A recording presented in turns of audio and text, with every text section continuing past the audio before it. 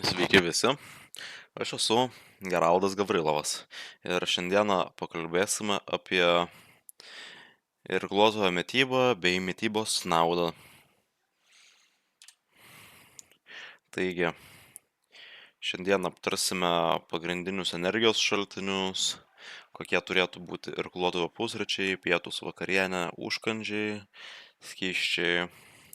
Tada koks turėtų būti pasiruošimas ryte prieš varžybas, kokie užkandžiai prieš varžybų pirmąjį startą. Jeigu dienai yra 2 startai, tai kokie tarp startų užkandžiai turėtų būti. Tada kokius skysčius reikėtų varžybų metu suvartoti, kokius skysčius po varžybų, papildai, kokį maistą ar užkandžius po varžybų, dažnas mitybos klaidas, bei asmeninę ir sporto pasaulio patirtį, bei apibendrinsiu. Taigi, pats irklavimas yra ištvermės sportas. Kad tą ištvermę turėti, reikia daug dirbti. Tai reikalauja didelio fizinio krūvio. Ir kad tai palaikyti, tam reikia didelių energijos sąnaudų. Tai mityba yra pagrindinis energijos šaltinis pas mus. Taigi, ir būtent angliavandeniai yra pats pagrindinis energijos šaltinis, iš ko mes gaunam savo jėgas treniruočių bei varžybų metu. Baltymai irgi svarbus maisto tipas mūsų mityboje, nes jie augina ir atstato mūsų raumenis.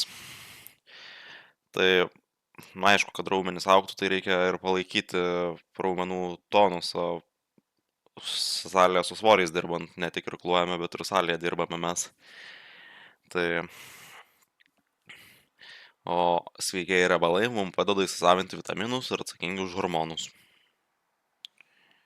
Taigi, mes stengiamės maistą paskirstyti taip, kad atitiktų treniruočių ar varžybų krūvį. Taigi, pusryčiam dažniausia pasirenkame mes irkluotojai valgyti avižinę košę, nes joje gausu angliavandenių. Taigi, reikėtų dar vaisių mum ir galima dar su medum pamaišyti, nes vaisiai suteikia natūraliųjų cukrų bei antioksidantų. Šiaip reikėtų ir riešutų, bet aš riešutų asmeniškai nevartoju pusryčiam, labiau pasirenku prie užkandžių arba, kai turiu dažniausiai. Taigi, pietums aš įprastai ir daugelis irkluotojų išsikepame vištienos, nes joje yra daug baltymų, kurie padeda atsistatyti raumenims. Tai kaip garnyrą dažniausiai pasirenkame ryžius. Tobula būtų rudieji ryžiai, bet paprasti ryžiai irgi yra gerai, nes juose gausu angliavandenių. Taipogi prie daržovių aš dažniausiai renkuosi morką bei papriką, nes kad gauti šiek tiek mikroelementų reikalingų. Ir nes čia daržovės, kurias aš mėgstu, nes labai daug daržovių yra, kurių nevalgau tiesiog. Taigi vakarienėje, vakarienėje tobula būtų valgyti lašišą bent 2 kartus savaitėje. Bent 2, nes viena tokia vakarienė užpildytų energijos mum dar 2 dienom, nes labai lašišoje yra gerų baltymų, labai daug vitaminų kaip omega 3 ir tiesiog toks maistas kaip lašiša mus užkrautų kokiom 2-3 dienom. Tai čia reikėtų valgyti bent 2 kartus į savaitę, o šiaip prie vakarienės aš dažnai renkuosi išsiverdu makaronus su faršu bei padažu. Nu ir pasipjaustau tos pačios paprikos, kad ir daržovių būtų. Toliau, užkandžiai. Prieš treniruotę gerai yra bananas ar riešutų kremas, sviestas, nes jame yra greitų angliavandenių. O baltymai ir riebalai riešutų svieste užtikrina ilgalaikę energiją. Tai po pietų, tarp treniruočių gerai būtų koks nors jogurtas, kur yra baltymų visokiausių. Nu ir kad nebūtų tie užkandžiai kaip kokie guminukai, saldainiai, sausainiai, kur yra daug angliavandenių, bet tų prastų angliavandenių, kur labai greit skyla ten ir trumpai laikos. Nu, iš tų visų perdirbtų saldžių angliavandenių, kur sausainiuose, guminukuose būna, iš jų dažniausiai naudos nėra. Jie kaip tik skatina kaip ir susirgimus ir panašiai. O po vakarienės prieš miegą dažniausia mes renkamės varškę ar visokius trapučius, nu, kur lėtai pasisavinami baltymai būtų, kad naktį gerai atsistatytų raumenis ir kad labai nebūtų sunku užmigti ir taip toliau. Taigi treniruočių metu dažniausia mes susiplakame izotoninį gėrimą, nes dažniausia, dar priklauso nuo treniruočių intensyvumo, nes jeigu treniruotė yra labai intensyvi, tai izotoninis gėrimas tikrai yra gerai, nes juose yra gausu elektrolitų ir tiesiog, ką mes išprakaituojame, mes galime greit išgerti ir atsistatyti labai greitai. Jeigu treniruotė ramesnė, užtenka ir vandens. Toliau, čia burokėlių sultis yra, tai pats jas pradėjau gerti visai neseniai, kai treneris tiesiog sako, jeigu noriu kažką pasiekti daugiau, turiu pradėti jas gerti, nes jose yra šiokių tokių medžiagų, man rodos, dabar nepamenu ko, bet pačios sultis jos gerina ištvermę, kraujotaką, deguonies pasisavinimą padidina, tai tikrai labai naudingas dalykas, jos nėra pigios, bet užtenka išgerti po stiklinę į dieną ir tikrai po kokio mėnesio gerimo jau matosi, kad lengviau tiesiog atlikti tam tikrus veiksmus ar iškentėti tam tikrą distanciją. Toliau. Galime dabar pašnekėti apie pasiruošimą varžybinių laikotarpių. Ar kaip mes turime maitintis, ant kiek panašiai treniruočių režimą, ar kažkas turi skirtis ir panašiai. Taigi, ryte reikėtų rinktis avižinę košę, pilno grūdo produktus kaip pilno grūdo duona ar pilno grūdo tiesiog produktai, tinka bananai, tai kaip ir daug nesiskiria pusryčiai nuo paprastos dienos. Svarbiausia, kad jie būtų lengvai suvirškinami,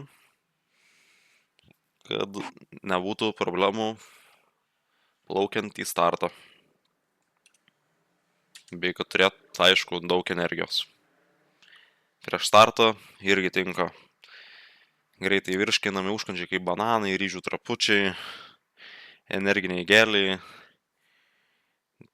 Reikia vengti riebaus ir sunkiai virškinamo maisto,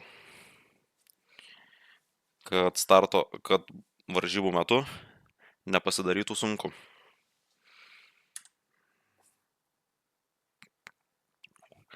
Taigi, tarp startų, jeigu yra 2 startai, dažniausiai daug prisivalgyti nereikia, kartais net pietų nenueiname, tiesiog suvalgom vieną kitą energinį batonėlį arba kokiu nors džiovintų vaisių, nes tai atstato gliukozę, taip pat padidina energijos atsargas, kurias mes jau per pirmą startą pilnai atidavėm, tai kad truputį atgauti energijos mes kažko greitai užkandame. Tai dažniausia plaukiant į startą arba prieš plaukiant mes išgeriame kažko kaip ar elektrolitų, ar izotoninio gėrimo, kad būtų pakankamai geras hidratacijos lygis. Taip pat plaukiant į startą, kad valtis būtų, nes plaukiant į startą, prie starto, jeigu mes turime kažką gertuvėje, mes visada išpilame arba išgeriame prieš pat startą, arba išpilame į vandenį, kad nesvertų tą gertuvę ar butelys. Tai nes, ir treneris paskui pyksta ant mūsų, kai jeigu ten supilna gertuvę, ten iširkluojame. Tai po startų realiai atsivažinėjimą reikėtų padaryti ir tada grįžti namo ir tik grįžus namo atsigert. Nes nors ir labai troškina po pačio starto, bet tiesiog, kad nebūtų to papildomo svorio, mes dažniausia gėrimų arba neimam, arba viską išpilame prieš patį startą. Nes dar per tą patį pasiruošimą labai burna išdžiūna. Maistas po startų visai tinka visokie proteino, baltymų šitai kokteiliai ir visokie sumuštiniai, kad atstatyti tiesiog glikogeną.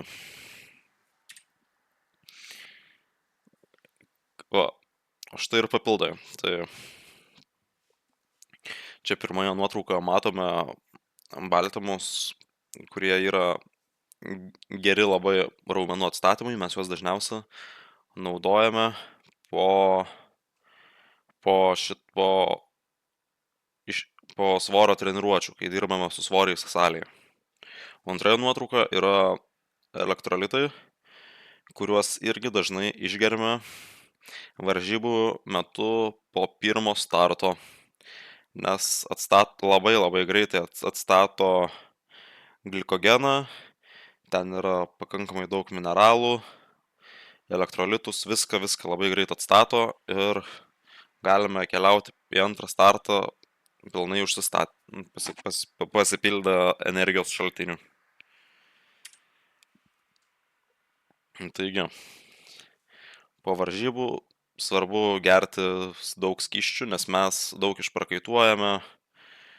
Tai tiesiog tinka realiai viskas. Vanduo su citrina, izotoniniai gėrimai. Bet ir aišku, reikėtų vengti saldžių bei gazuotų gėrimų. Bet jų visada reikėtų vengti, nes iš jų naudos nėra. Tai pačios dažniausios mitybos klaidos būtų tai, kad valgo žmonės per arti starto ar kažko naujo valgo prieš startus, ko nereikėtų valgyti. Tai realiai viską, ką mes valgome per varžybas, turėtų bent kartą būti ištestuota per treniruotę ir panašiai, kad nesusuktų ten pilvo, skrandžio ir kad viskas gerai su virškinimu būtų. Nes dažnai būna, kad žmonės nežino, ką jie gali toleruoti, ko negali. Tai tiesiog reikia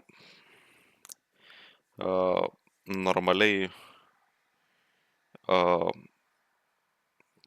tiesiog neeksperimentuoti su maistu ir su skysčiais ir su papildais.